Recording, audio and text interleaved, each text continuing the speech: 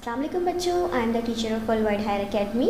My name is Sumana Sajid और ये हमारी क्लास 8 में आप सबको पढ़ाऊँगी उर्दू। तो सारे बच्चे अपनी बुक्स निकाल लीजिए। आज का हमारा टॉपिक है हज़रत ज़ैनब रज़ी अल्लाह ताला अन्हा।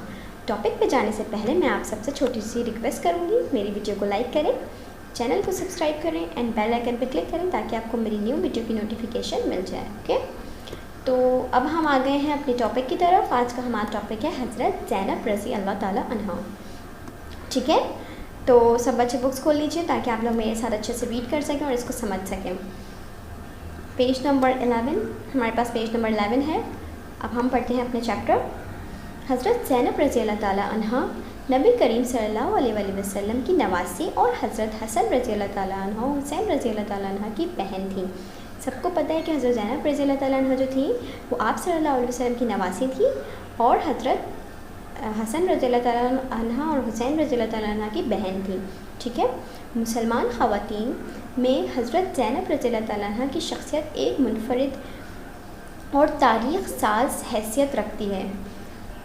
आपने हज़रत इमाम हुसैन रज़ी अल्लाह ताला अन्हा की शहादत के मौके पर जो किरदार अदा किया और बहन की हैसियत से जिस जुर्रात के साथ ज़िम्मेदारियाँ निभाईं वो बेमिसाल हैं। क्या है कि आप हज़रत ज़ैनब रज़ी अल्लाह ताला अन्हा की शख्सियत जो थी वो एक मुनफरिद और तारीख़ साज हैसियत रखती थी।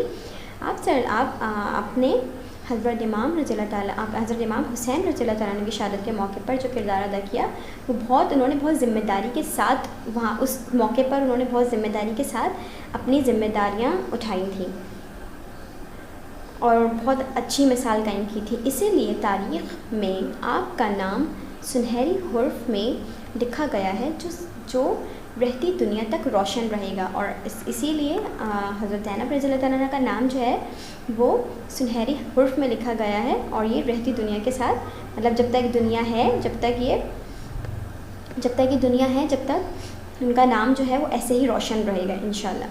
हज़रत ज़ैनब रज़ी अल्लाह ताला अन्हा 5 हिजरी में पैदा हुई। हज़रत ज़ैनब रज़ी अल्लाह ताला जो थी वो 5 हिजरी में पैदा हुई थी। अभी बामुश्किल 5-6 बरस ही की थी कि वालदा माजिदा हज़रत फ़ातिमा तो ज़ुहरा रज़ी अल्लाह ताला अन्हा का साया आपके सर से उठ गया। क्या हुआ कि आप सिर्फ 5 या 6 बरस की थी तो आपकी वालदा हज़रत बीबी फ़ातिमा जो थी, फ़ातिमा तो ज़ुहरा, उनका साया आपके सर से उठ गया था। आपने ये सदमा दिल की गहराइयों से महसूस किया और बचपन की शोखियों की जगह संजीदगी को अपनी ज़ात का हिस्सा बना लिया। क्या हुआ कि आपने ये जो सदमा था वो बहुत, इस सदमे को बहुत गहराइयों, मतलब दिल से बहुत सोच लिया था इन सब के बारे में। तो इस वजह से उन्होंने अपने बचपन को जो थे वो संजीदगी की गहराइयों में, मतलब उसको अपनी ज़ात को संजीदगी की गहराइयों में ढाल लिया था। वालिदा माजिदा की वफ़ात के बाद अपने बहन भाइयों की देखभाल में अपने वालिद माजिद हज़रत अली रज़ी अल्लाह ताला अन्हा के पास हज़रत अली रज़ी अल्लाह ताला अन्हा की मुअव्विन बन गई। और क्या हुआ कि आप वालिदा के इंतकाल के बाद आप जो थी वो हज़रत अली रज़ी अल्लाह ताला अन्हा की मुअव्विन बन गई थी। आपकी शादी हज़रत जाफ़र तैयार रज़ी अल्लाह ताला अन्हा के फ़र्जंद हज़रत अब्दुल्ला से हुई। मतलब हज़रत जाफ़र तैयार के जो बेटे थे हज़रत अब्दुल्ला, उनसे हुई थी आपकी शादी। आप शादी के बाद भी हज़रत अली के पास कोफे ही में मुकीम रहीं ताकि छोटे बहन भाइयों की परवरिश में हज़रत अली रज़ी अल्लाह ताला अन्हा का हाथ बटा सकें और उनकी खिदमत भी कर सकें। क्या हुआ कि शादी के बाद भी आप जो थी वो हज़रत अली के साथ कोफे में रहती थी ताकि वो छोटे बहन भाइयों की परवरिश कर सकें और हज़रत अली का जो है वो हाथ बटा सकें, उनकी खिदमत कर सकें। हज़रत अली की शहादत के बाद आप मदीना मुनव्वरा में तशरीफ़ ले आईं और हज़रत अली की शहादत जब हुई उसके बाद आप जो थी वो मदीना मुनव्वरा में तशरीफ़ ले आईं। पेज नंबर 12 पर आ जाते हैं अब हम। ठीक है, सब बच्चे पेज नंबर 12 खोल लीजिए। हज़रत ज़ैनब रज़ी अल्लाह ताला अन्हा अपने वालिद माजिद हज़रत अली रज़ी अल्लाह ताला अन्हा से बहुत मुतासिर थी। हज़रत ज़ैनब जो थी वो अपने वालिद से बहुत ज़्यादा मुतासिर थी। आपने हज़रत अली रज़ी अल्लाह ताला अन्हा से दिलेरी और हक़ गोई की सफ़ात हासिल की। कुदरत ने आपको इंसाफ और जुर्रात की गिरा कदर खूबियाँ ورثے میں عطا فرمائی تھیں. کیا تھا کہ آپ جو تھیں وہ حضرت علی کی دلیری اور حق گوئی کی صفات حاصل انہوں نے جو تھی حضرت علی کی دلیری اور ان کی حق گوئی کی صفات حاصل کی تھیں. اور وہ جو قدرت نے قدرت نے آپ کو انصاف اور جرات کی گرا قدر خوبیاں ورثے میں عطا کی تھیں. مطلب ان کے اندر جو خوبیاں تھیں وہ ان کے ورثے میں ہی تھیں. آپ کو قرآن و حدیث پر بھی عبور حاصل تھا. آپ رضی اللہ تعالیٰ عنہ جو تھیں ان کو قرآن اور حدیث پہ بھی عبور حاصل تھا. خواتین دین کا علم حاصل کرنے کے لیے دور دور سے آپ کی خدمت میں حاضر ہوتی، اور خواتین جو تھیں وہ دین کا علم حاصل کرنے کے لیے آپ کے پاس آتی تھیں اور ان کی خدمت میں پیش ہوتی تھیں اور ان سے علم سیکھتی تھیں. آپ انہیں دینی مسائل سے آگاہ کرتی. آپ کے اسی علمی مرتبے کی وجہ سے آپ کو عقیلیہ بنی ہاشم کے نام سے پکارا جاتا تھا. کیا تھا؟ جس کے معنی ہے ہاشمی خاندان کی عقلمند خاتون. ہاشمی خاندان کی عقلمند خاتون کے نام سے آپ رضی اللہ عنہ کو جو تھے وہ پکارا جاتا تھا. حضرت امام حسین رضی اللہ تعالیٰ عنہ نے جب دیکھا کہ حاکم وقت دین کے اصولوں سے ہٹ گیا ہے اور اپنی ذاتی بادشاہت قائم کرنا چاہتا ہے، تو آپ نے اسلام کے تحفظ اور دین حق کے استحکام کے لیے کربلا کا سفر اختیار فرمایا. آپ حضرت امام حسین نے جب دیکھا کہ حاکم وقت جو ہے وہ اصولوں سے ہٹ گیا ہے، تو انہوں نے اپنی بادشاہت سے ہٹ کر انہوں نے اپنی ذاتی بادشاہت قائم کرنا چاہتے ہیں. مطلب جو لوگ تھے وہاں کے، حضرت امام حسین نے جب دیکھا کہ حاکم وقت دین کے اصولوں سے ہٹ گیا ہے، دین کے جو اصول تھے اس سے ہٹ گیا ہے اور اپنی ذاتی بادشاہت جو ہے وہ قائم کرنا چاہتے ہیں، تو آپ نے اسلام کے تحفظ اور دین کے حق کے لیے کربلا کا راستہ اختیار کر لیا، کربلا کا سفر اختیار کیا. حضرت زینب رضی اللہ تعالیٰ عنہ جانتی تھیں کہ یہ راستہ کس قدر پرخطر ہے، لیکن آپ نے اپنے بھائی کو تنہا چھوڑنا گوارا نہ کیا. حضرت بی بی زینب جو تھیں وہ جانتی تھیں کہ یہ راستہ جو ہے وہ بہت خطرناک ہے، لیکن انہوں نے پھر بھی اپنے بھائی کو تنہا نہ چھوڑا. ان کو گوارا نہیں ہوا کہ ان کو اپنے بھائی کو تنہا چھوڑ دیں. آپ اپنے شوہر سے اجازت لے کر نہ صرف خود حضرت امام حسین رضی اللہ تعالیٰ عنہ کے ساتھ روانہ ہوئی، بلکہ اپنے دونوں جگر گوشوں اون و محمد کو بھی ہمراہ لے لیا.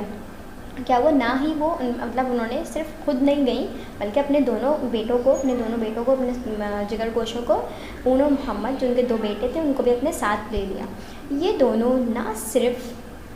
دونوں فرزند اللہ کی راہ میں اپنے عظیم ماموں سے وفاداری کا حق ادا کرتے ہوئے شہادت کے مرتبے پر سرفراز ہوئے. اور یہ دونوں جو تھے ان کے جو بیٹے تھے دونوں، وہ اللہ تعالیٰ کی راہ میں اپنے عظیم ماموں سے وفاداری کرتے وقت شہید ہو گئے تھے. حضرت زینب رضی اللہ تعالیٰ عنہ کی یہ قربانی بھی تاریخ کا ایک سنہری باب ہے، اور ان کی قربانی جو تھی وہ ہمارے تاریخ کا ایک سنہری باب ہے. آپ نے ثابت کر دیا کہ راہ حق میں آگے بڑھنے والے قدموں کا ساتھ دینا دین کا اہم فریضہ ہے. مطلب ہمیں بھی چاہیے کہ ہم راہ حق میں آگے بڑھیں، راہ حق میں آگے بڑھنے والوں کا ساتھ دیں اور ان کے ساتھ رہیں، ان کا ساتھ دیں، اور یہ ہمارے دین کا ایک اہم فریضہ ہے. سانحہ کربلا میں جب حضرت امام حسین رضی اللہ تعالیٰ عنہ اور ان کے جانثار ساتھی شہید ہو گئے، تو پسماندہ خواتین اور بچوں کے لیے غم و واندو، خوف و ہراس، مایوسی اور سراسیمگی کہ ان لمحات میں حضرت زینب رضی اللہ تعالیٰ عنہ ہی ان کا سہارا بنی. مطلب جب سب کچھ ختم ہو چکا تھا، جب بہت سارے حضرت امام حسین کے ساتھ ان کے جانثار ساتھی جو تھے وہ شہید ہو چکے تھے، تو اس وقت انہوں نے خواتین اور بچوں کے مطلب ان سب کو اس وقت سنبھالا. اس وقت سب لوگوں کے لیے جو لوگ بچے تھے ان سب کے لیے سہارا بنی تھی حضرت زینب رضی اللہ تعالیٰ عنہ. آپ نے اس وقت کمال صبر و استقامت سے کام لیا. انہوں نے اس وقت صبر سے کام لیا تھا. اس لٹے پٹے قافلے کی سالار کی حیثیت سے آپ رضی اللہ تعالیٰ عنہ نے بے مثال قائدانہ صلاحیتوں کا اظہار کیا. انہوں نے جو کچھ بچا تھا، مطلب جو لوگ بچے تھے ان سب کو اچھے سے لے کے چلی تھیں. انہوں نے اپنی قائدانہ صلاحیتوں کا اظہار کیا تھا اس کربلا کے موقع پر۔ کربلا کے غم زدوں کا یہ قافلہ جب یزید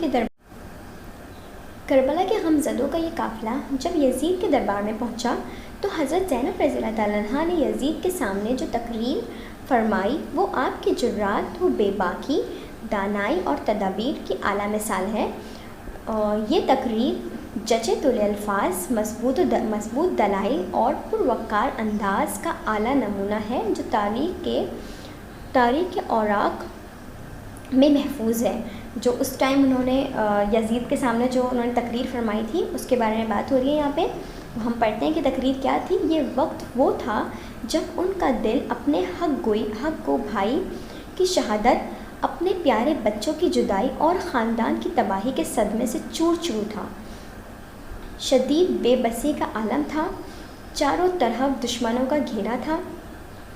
آپ کو یہ بھی علم تھا کہ یہ سنگ دل لوگ ان کے ساتھ اور یتیم بچوں کے ساتھ کیا سلوک کریں گے۔ کیا تھا کہ جب کربلا میں جو غمزدوں کا قافلہ تھا وہ یزید کے دربار پہنچا تھا تو اس ٹائم انہوں نے کچھ تقریر فرمائی تھی جو کہ بہت بے مثال ہے۔ کچھ چند الفاظ تھے اس میں، جچے تلے الفاظ تھے اس میں صرف، لیکن انہوں نے اس ٹائم مطلب اتنی دلیری سے اور اتنی وہ حق کے راستے پہ تھی تو انہوں نے اتنی ہمت سے کام لیا کہ اس ٹائم جس ٹائم ان کو بالکل ٹوٹ جانا تھا لیکن اس ٹائم وہ ٹوٹی نہیں، بلکہ ان کو پتہ بھی تھا کہ وہ لوگ جو تھے وہاں پہ وہ اتنے ظالم لوگ ہیں، اتنے بے باک لوگ ہیں کہ وہ لوگ جو ہیں وہ لحاظ نہیں کریں گے، کسی بھی طرح کا ان کو لینینسی نہیں دیں گے، چھوڑیں گے نہیں ان کو۔ لیکن اس کے باوجود بھی چاروں طرف دشمنوں کو گھیرا تھا، اس کے باوجود بھی وہ بالکل ہچکچائی نہیں یا ڈری نہیں یا بالکل سہمی نہیں، کچھ نہیں ہوا ایسا۔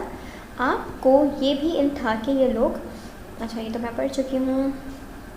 آپ کو یہ بھی علم تھا کہ یہ سنگ دل لوگ ان کے ساتھ اور یتیم بچوں کے ساتھ کیا سلوک کریں گے، ان کو یہ سب کچھ علم تھا۔ ایسے نازک اور پرخطر وقت میں ثابت قدمی کا ثبوت دینا اور جابر حاکم کے سامنے کلمہ حق کہنا کوئی آسان بات نہ تھی، مگر حضرت زینب نے ثابت کر دیا کہ مومن مرد ہو یا خاتون اسے اللہ کے سوا کسی کا خوف نہیں ہوتا اور اس کی زبان سے کلمہ حق کے سوا کچھ نہیں نکل سکتا۔ ٹھیک ہے، انہوں نے یہ ثابت کر دیا تھا کہ مسلمان جو ہے، مومن جو ہے وہ مرد ہو یا خاتون ہو، بس اللہ کا، اگر ان کو اللہ کے سوا کسی کا خوف نہیں ہوتا اور ان کی زبان سے صرف کلمہ حق ہی نکلتا ہے، اس کے علاوہ کچھ نہیں نکلتا۔ ٹھیک ہے،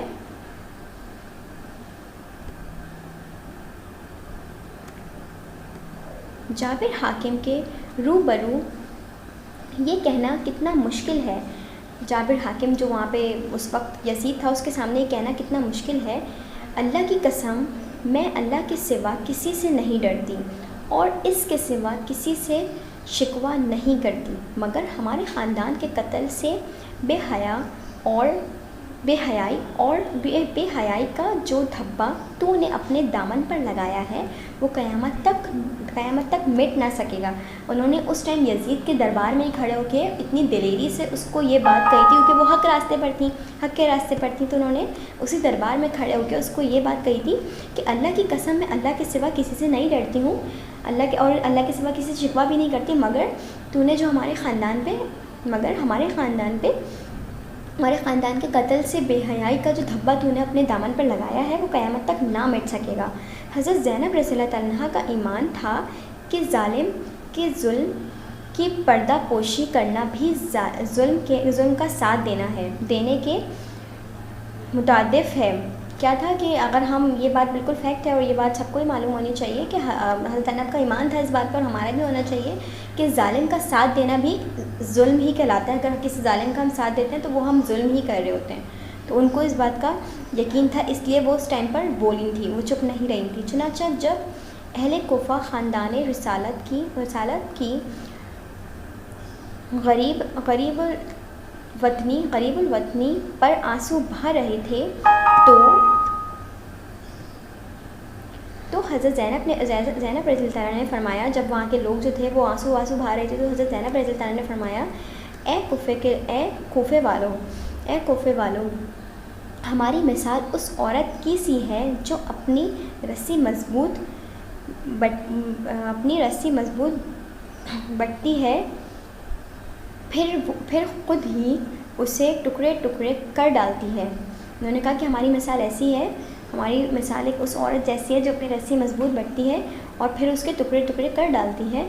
تم نے اپنے وعدوں کو توڑ ڈالا، قسمیں کھا کھا کر پلٹ جانے والوں، تم نے کس بری طرح اپنی عاقبت خراب کر لی ہے۔